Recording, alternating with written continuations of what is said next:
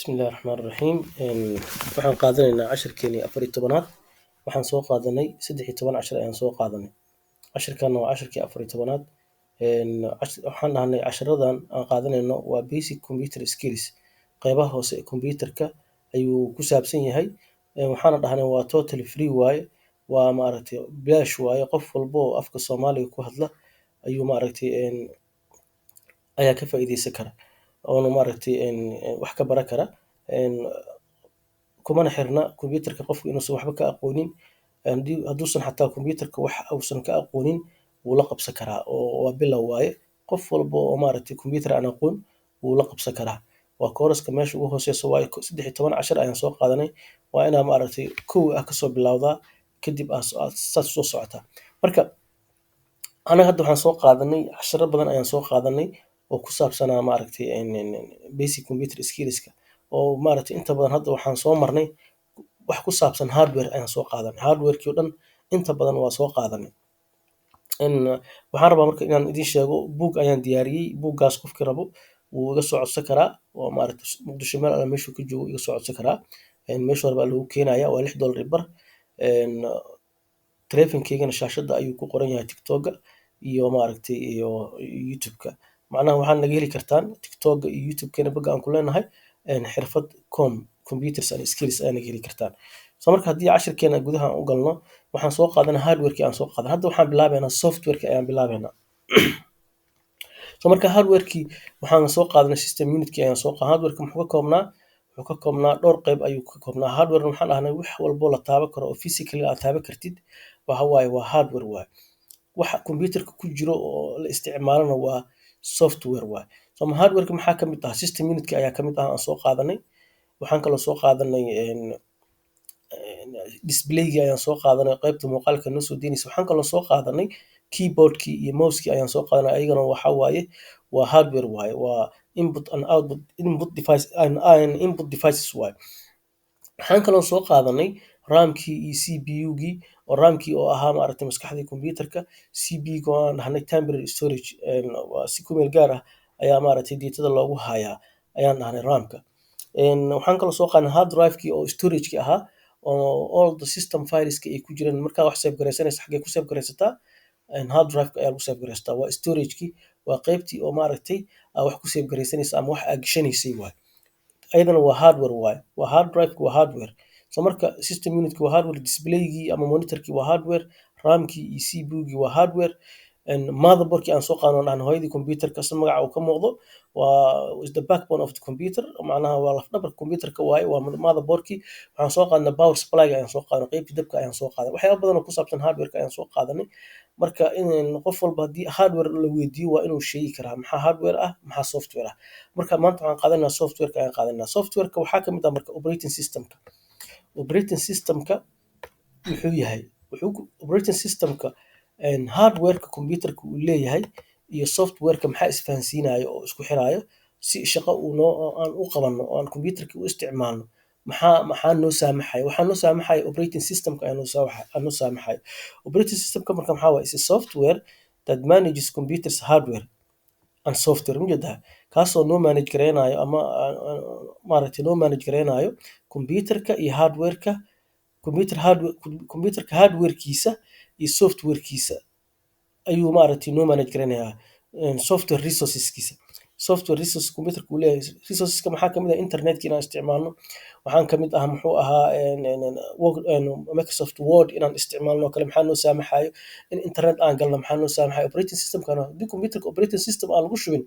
qolof caadi meel iska yaalo noqonaya so operating systemka waxa computerka ka shaqeysiiyo waa computerka inaad ka shaqeysiiso darteed waa in operating system aad ku shubtaa computerka operating systemka example-kiisa iyo qaybaha ku kooban yahay waa noo soo socdo waa arki doonaa marka wuxuu ku leeyahay waa softwarekaasoo manage gareynayo computer hardwareka iyo softwareka resourceskiisa oo maaragtay oo isku xiraayo providers marka wuxuu noo sameynayaa inuu na siiyo common service inuu na siiyo for a computer programs computerka programkiisa serviceyadooda inuu na siiyo ayuu operating systemka uu maaragtay uu provide gareynaya uu na siinaya marka operating systemka waxa isku xira hardwarekii iyo softwarekii waxa isku xiraayo oo inay shaqo ay nooga soo baxdo waxa noo keenayo waa operating systemka. Markaasoo na siinaya marka common service inaan service sameyno, inaan internet ku xiranno, in aan computerkii wax ku save gareysano, in aan maaragtay data qof aan u dirno, inaan wixii share gareyno, faylasha inaan share gareyno, printer inaan isticmaalno. Waxaas oo dhan maxaa noo saamaxayo? Operating systemka ayaa noo saamaxayo. Haddii computerka operating system lahayn, wax kuu shaqeynaya ma laha. So marka operating systemka qeybo badan ayuu ka kooban yahay uu soo maray. Marka waxaan sameeyey example laan sameeyey marka. Wuxuu ku leeyahay an example of operating system. Example is operating system. Operator macnaha owdan operating system ayaan kasoo gaabiyey. Marka waxaa kow la soo qaaday Windows 2000kii waxaa la isticmaalayay Windows 2000 ayaa la isticmaalayay. Kadib waa improve gareeyey, waxaa la sameeyey improvement ayaa lagu sameeyey, waxaa la sameeyey Windows XP ayaa haddana soo baxay. XP-gii markii la isticmaalay kadib haddana waxaa la yidhi XP-gii aan ka gudubno Vista ayaa soo baxay. Windows Vista ayaa soo baxay. Kadib haddana waxaa soo baxay Windows 10, Windows 7 ayaa soo baxay oo la isticmaali jiray. Kadib Windows 8 haddana ay soo saareen Microsoft. Operating system kaliya soo saara Microsoft ayaa soo saarta. Microsoft kambaniga weyn oo Bill Gates uu leeyahay ayaa soo saartay operating system. Waa kambaniga ugu weyn ee la isticmaalo caalamka, marketka adduunka operating system la isticmaalo waa Windowska. Windowskana waxaa soo saaray Microsoft ayaa soo saartay. Taas inaa ogaatina waa muhiim. Waxaa hadda la isticmaalaa Windows 10 marketka hadda suuqa waxa saaran waa Windows 10 oo hadda la isticmaalaa, laakiin hadda waa laga guuri rabaa asaga naftigiisa upgrade ayaa lagu sameyn rabaa oo waxaa loo socdaa Windows 11kii oo la soo saaray hadda oo diyaar ah. So marka intaas ayuu soo maray Windows. Macnaha waa inaad ogtahay, waa inaad taqaanaa as a technician waxyaabihii uu historyga uu leeyahay Windowska inaad taqaanid. Waa Windows 10, Windows haddii lagu weydiiyo kale muxuu soo maray Windows 2000 ayuu soo maray, XP ayuu soo maray, 2000 xataa DOS ayaa ka horreeyey. Waxaa kaloo soo maray Windows Vista ayuu soo maray. Kadib haddana wuxuu soo maray waxaan oo dhan improvement ayaa lagu sameeyay. Ayagii unbaa waxa lagu daray wax laga badbedelay. Waa sidiisii Windows 10 suu ahaa le waa 2000 suu ahaa waa, laakiin improvement feature cusub ayaa lagu soo daray. Waxyaabo ayaa lagu soo daray improvement ayay ku sameeyeen ilaa uu ka gaaro Windows 11 uu hadda maraya.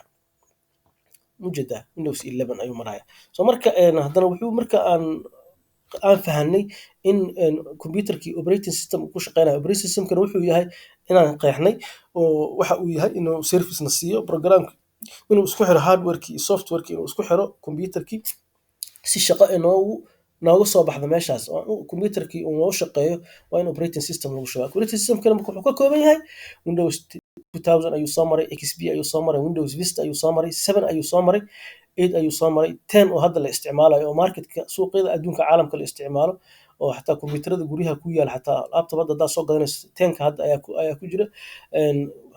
Kana hadda way xayeysiinayaan oo hadda marketka ayuu saaran yahay weli.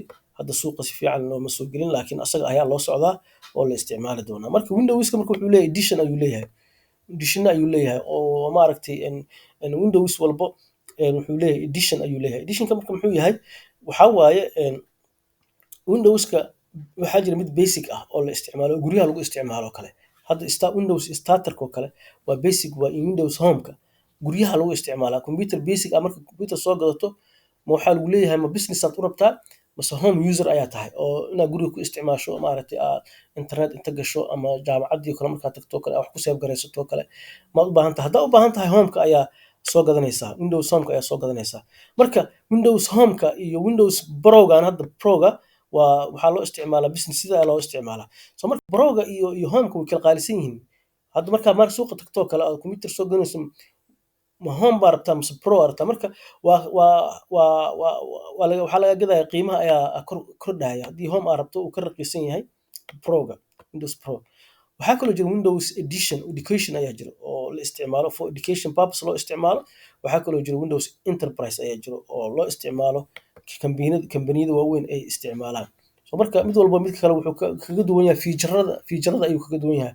Kan waxaa laga yaabaa wuxuusan lahayn in uu kan uu leeyahay uu ka duwan yahay xagga security-ga, xagga maaragtay waxyaabaha kale oo maaragtay oo dheeraad ku yahay. So marka mid walba uu ka duwan yahay. Marka haddii lagu yiraahdo Windows Edition-ka muxuu yahay? Waa Windows Starter, Home, Windows Pro, Windows Education and Enterprise. saas ayaa u qeexaysaa. Marka waa inaad taqaanid Windowska operating systemka muxuu yahay, muxuu ka kooban yahay, iyo haddana muxuu qeybaha u sii kala baxbaxo muxuu yahay. Marka hadda Windows Edition macnaha 2000ka wuxuu leeyahay Starter, Home, Pro, Windows Education Enterprise wuu lahaa, XP ga wuu lahaa, Vistaha wuu lahaa, Windows 7 ka wuu lahaa, Windows 8 ka wuu lahaa, Windows 10 ka hadda wuu leeyahay. Windows 10 ka marka Windows 10 lagu dhaho editionkiisa maxaa waa lagu yiraahdo intaasoo edition ayuu leeyahay. Starter ayuu leeyahay, Home ayuu leeyahay, Pro ayuu leeyahay, Education ayuu leeyahay, and Enterprise ayuu leeyahay. So intaas kale oo usii kala baxbaxaa. 11 ka saasoo kale asna. So marka kuwa labadan waxaa loo isticmaalaa for home userska ayaa isticmaala, dadka guryaha ku isticmaala. Inta kuwan kalena waxaa loo isticmaalaa for education and waxaa loo isticmaalaa for business ayaa loo isticmaalaa. So marka waxaan maanta barnay software-ka ayaan qaadanay, qayb ka mid ah ayaan qaadanay oo waxaana dhahnay waxa ugu horeeya oo aan qaadanay wuxuu ahaa operating system-ka ayaan qaadanay. So marka operating system wuxuu yahay, muxuu ka kooban yahay, editionkiisa muxuu yahay, intaas ayaan baranay. Marka intaas ayaan maaragtay kusoo koobaynaa casharkeena theory-ga ahaa. Haddii aan gudaha u galno waxaan qaadanaynaa maanta muxuu ahaa, waxaan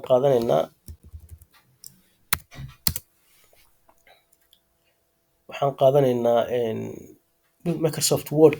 Word-ka ayaan qaadanaynaa. Word-ka say ku heli kartaa demogan maanta waxaan ka dhiganaynaa say Microsoft Word aan ku heli karaa. Hadduu ahaa lahaa maxaa la dhahay Word document, Excel-ka, PowerPoint-ga iyo maaragtay iyo waxyaabihii kale siin ku heli karaa. Waxaa ku heli kartaa waagii hore software ahaan ayaa loo gadi jiray oo inta software ahaan looga gado ayaa computerka ku shuba jirtay. Laakiin hadda waxay sameeyaan Microsoft waxay sameysay in ay maaragtay qofkii for cloud ahaan in qofkii looga gado. Cloud ahaan waxa waaye qofkii username and password-kiisa ayuu ku galayaa, kadib ayuu gadanayaa. Marka waxay sameeyaan, waxaan u maleynayaa 16 gigabyte oo free ah marka hore inaad ku siinayaan oo lacag la'aan ay kugu siinayaan. Laakiin haddii 16 gigabyte oo aad dhaafto oo ka badan aad isticmaasho way kaa gadayaan. Waxay ku leeyihiin lacag bixi ayay ku leeyihiin. Laakiin haddii aad 16 qofka wax baranayo kale way ku filan tahay inta badan saas leeyahay oo maaragtay wuu isticmaali karaa. So marka siin ku geli karnaa, waxaa ku geli kartaa, waxaad leedahay Office, kora waxaad ku qoraysaa Office ama Google-ka waxaad ku qoraysaa office.com. hadda ujeedaan kor wuu iga soo baxay office.com. waxaa waaye marka login Microsoft 365 ka ayaa gelaysaa Office-ka. Marka waxaa leedahay office.com ayaad qoraysaa, kor ku qoraysaa, enter ayaa leedahay. So marka aad gasho oo office.com web pages aad tagto wuxuu ku weydiinayaa Microsoft account inaad haysato waaye. Hotmail and Outlook inaad haysato ama Hotmail haddaa haysato kale waa ku geli kartaa. Outlook haddaa haysatana waa ku geli kartaa. Live haddaa haysatidna waa ku geli kartaa. So marka Microsoft email-adooda oo dhan ayaa ku geli kartaa. So marka first time waxay ku leeyihiin 16 gigabyte oo free ah ayay ku siinayaan. Maaragtay ama 2 gigabyte ama ay ku siinayaan saa is leeyahay. Wuxuu ahaa hadda kan oo kale hadda 5 gigabyte ku siinaya. No, cafwan 16 gigabyte ma 5 gigabyte ku siinaya. Marka aan hadda marka waxaan haystaa fiiri tusaale ahaan aan noqdo, waxaan rabaa inaan idin tuso because an already login ayaan sameeyey. Already login ayuu ii ahaa. Marka waxaan rabaa inaan tuso qaabka ku gelaysiin. So office.com page-kaas ayaa booqanaysaa.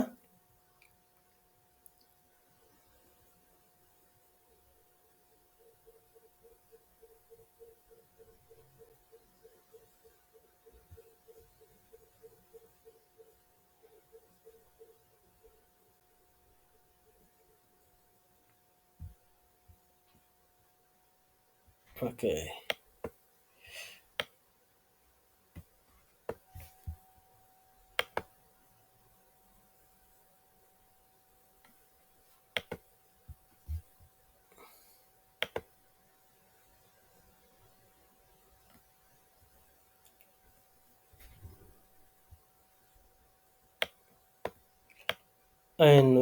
wuxuu ku weydiinayaa adiga hadda login ayaan ku ahay oo already login ayaan sameeyey. Laakiin adiga markii aad ku soo office.com aad tagto wuxuu ku weydiinayaa muxuu ahaa username and password oo wuxuu ku leeyahay Microsoft account geli ayuu ku leeyahay. Su'aal intaan ka fiirina waa kana halkaas Maxamed ugu jira.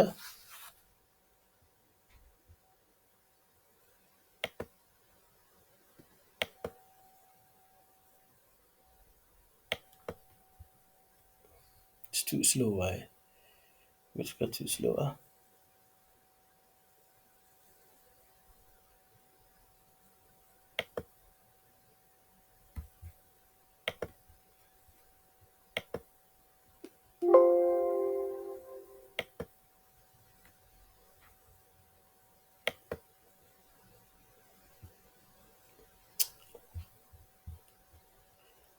waa isla marka waa ka haduu isa marka waxaa leedahay marka ujeedo waxaa leedahay sign different aan leeyahay.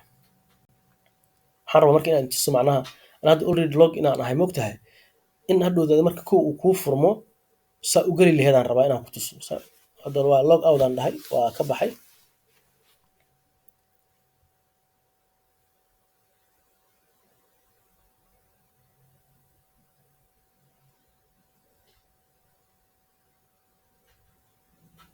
saan markuu office.com aad qorto inta ayuu ku keenayaa.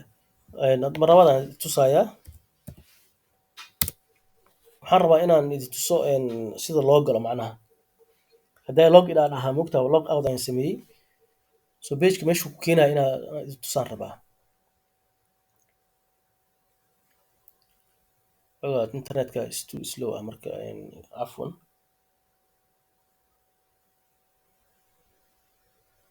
still wuxuu leeyahay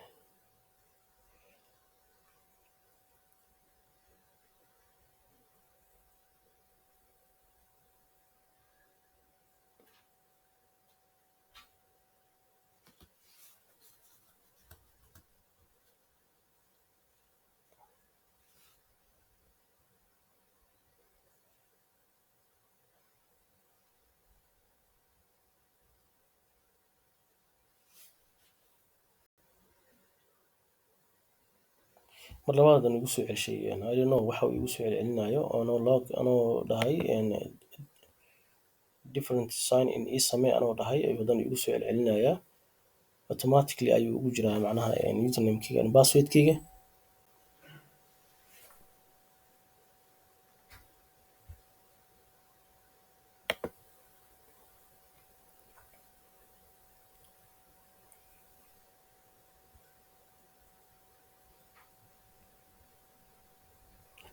على أي حال marka waxaa sameynaysaa marka uu login aad sameyso waxaad sameynay wuxuu ku siinaa marka waxaan oo dhan uu ku siinaa fiir kan waa Microsoft Word-kii waaye kan waa PowerPoint-kii waaye Excel-kii waaye form qofka raba hadduu rabo inuu sameysto kale foomamkii oo kale imtixaanaadkii oo kale qofka markuu rabo inuu diyaariyo kale imtixaanaadkii kan ayuu ka diyaari karaa maaragtay listi qofka rabo inuu sameysto oo kale inta ayuu ku sameyn karaa video clips oo kale qofka hadduu rabo inuu sameysto marka intaan fiirada kan oo kale Microsoft Word haddaan click siiyo kale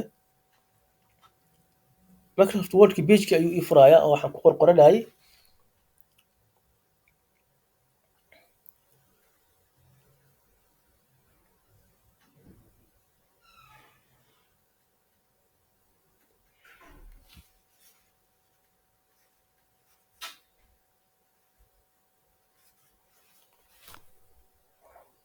qadka culus marka dhib ma lahan waa kana Microsoft Word-ki waaye marka qofku rabo meeshuu maaragtay hadduu rabo inuu wax diyaariyo kale oo qof qoraal uu qoro kale documenti rabo inta ayuu ku qori karaa maaragtay test ayaan leeyahay ujeedaa file save ayaan leedahay marka Word-ki iyo maaragtay waa kana Word-ki inta ayuu ka isticmaalayaa haddaan rabno kale Excel-ka oo kale waa kana PowerPoint-ka oo kale haddaan rabno kale waa isticmaali kartaa waa kaasa marka wuxuu ku siinayaa 5 gigabyte oo free ah ayuu ku siinayaa 5 gigabyte way kugu filan tahay saan isleeyahay oo haddaad rabto inaad qorqorato presentation inaad diyaariso kale waa kana presentation haddaad rabto inaad diyaariso PowerPoint-gii waaye waxaa kaloo sameyn kartaa Excel-ki waa kana asna aan furo asna